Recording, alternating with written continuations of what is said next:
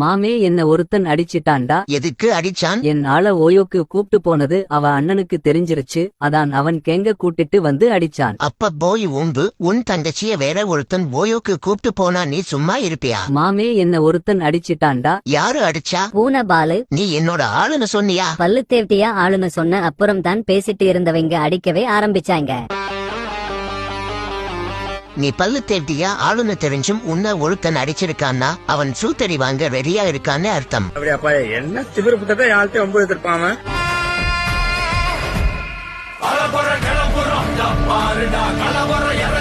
ஒழுங்கு புண்டையா ஓடி போயிரு, இல்லனா மூஞ்சில சயன் போற்றுவேன்.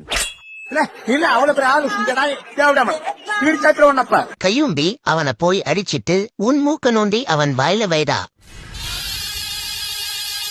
ஒரு நிமிஷம் இரு. எட்டித்தல் புந்த மயனுக்கு பின் மண்டைய எட்டிட் பண்ண தெரியல, அதான் போட நின்னு போட்டிருக்கான். சும்மா கொஞ்ச நேரம் சிரிப்பு புண்ட காமிச்சா வில்லன்றத மறந்துடுவீங்க போலயே.